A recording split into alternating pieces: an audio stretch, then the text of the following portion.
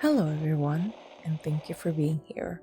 Welcome to Veiled Muse, your nighttime sanctuary.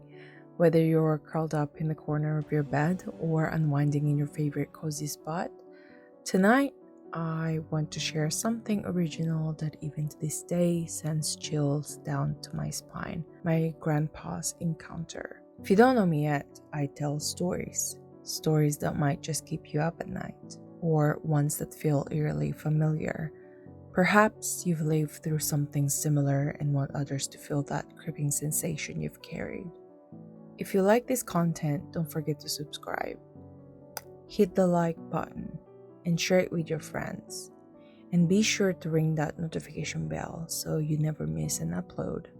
Either way, you're not alone in the dark. So hit play, turn the lights on or off, come closer. I have a story to tell you. This story took place in the Philippines, in the province of Capiz, nestled deep in the western Visayas. Now, if you're from the Philippines, you've probably heard of Capiz before. Not for beaches, not for food, but for something else entirely. Capiz has long carried a reputation, a place whispered about in fear and fascination. A land where the supernatural is not just folklore, but part of everyday life. Here, the unexplainable isn't rare, it's expected. Stories drift through the province like wind through trees of creatures in the dark, voices echoing through empty fields, shadows that move even when there's no light to cast them. In Capiz, superstition doesn't challenge reality. It is the reality. It was one particular year when Eduardo, or Edong, as his friends called him, decided to take a trip. A father of six, his youngest son, a boy named Marco, had just turned 6 years old.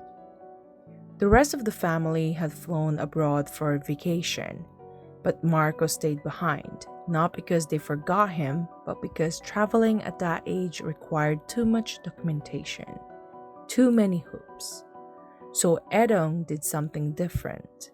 He brought Marco along on a quieter kind of trip, something simpler, closer to nature, a few peaceful days in the province. He had an old friend who lived in the rural parts of Capiz. When the invitation came, he accepted it with no hesitation. A quick getaway, just father and son.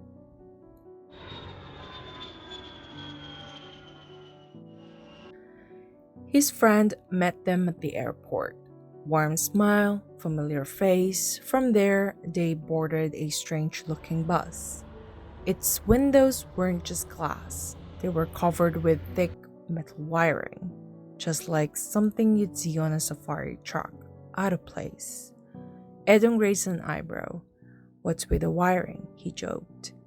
We expecting lions or something? His friend chuckled at first, but then simply said, it's to keep out strange wild animals. That answer hung in the air a little too long. As the bus moved deeper into the province, Edong overheard bits of conversation from other passengers. Nothing loud, just whispers. Did you hear the scratches on the roof? I stayed hidden, surrounded the house with garlic and salt. Good, and good thing you already gave birth. Edong sat back in his seat, suddenly feeling uneasy. He asked his friend what people were talking about. His friend kept his voice very, very low. There's been sightings, something in the woods, something strange. Long limbs, spiked ears, skin slick like oil, not human, not animal, just purely very wrong. Edong tried to shake the feeling. Surely just rural gossip that happens every now and then, but the stories clung to him. An hour passed before they reached his friend's property, deep in the forested outskirts of Capiz. The lot was open, framed by tall trees. A narrow footpath led to a low, wide bungalow roofed with straw and patched with metal to survive the rain. His friend welcomed them inside. They made tea, chatted, but Edong's eyes wandered. Behind the house was a clearing, quiet and still. Beyond the trees, he could faintly hear voices, too far to see anyone, but close enough to hear them. In the center of that clearing was a massive tree stump, thick and weathered, big enough to seat 5 grown men. He asked his friend about it. "That's been here since my great-grandfather," he said. "We don't touch it." "Why?" Edong asked. "Because it's best not to." The reply was final and was cold. The sun dipped below the trees faster than expected. Twilight came heavy, almost rushed in. They ate dinner very quietly. Marco played with his toy, running around the wooden floorboards, his laughter echoing softly. Then he stopped.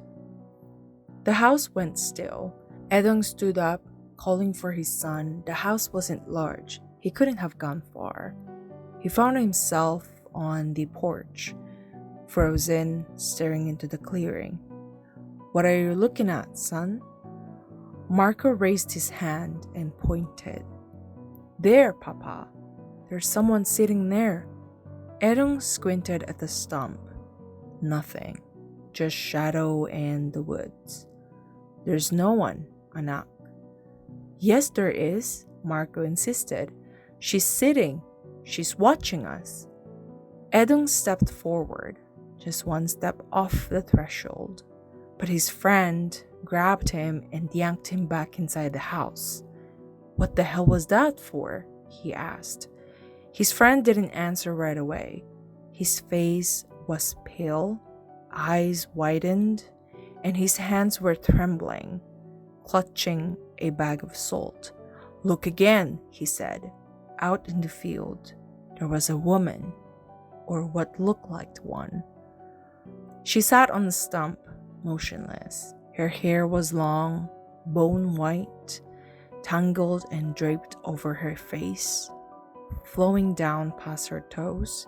Her skin was unnaturally pale, glowing faintly in the dark. She was bare, no clothing, only her hair covering her thin, ghostly frame. Instinctively, Edong took a step forward.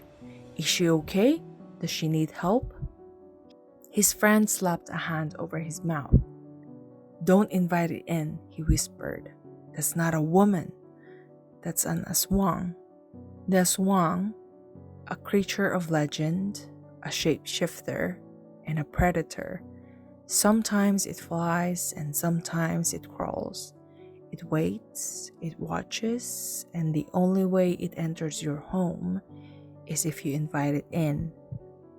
Edong's heart pounded. He helped his friend scatter salt at every window, place garlic at the door. Still, he looked out again. The woman hadn't moved, but she was closer, just a few feet from the stump now. Then came the sound. Scratching, dragging, something on the roof. "It's on the house!" But his friend only whispered, "Don't move, don't open the door, don't speak to it. As long as we don't invite it, it cannot come in." So they waited. 3 of them huddled in a dim house surrounded by salt and shadows, listening, as something crawled just above their heads. Because in Capiz, the stories are true, the creatures are real, and sometimes they're closer than you think.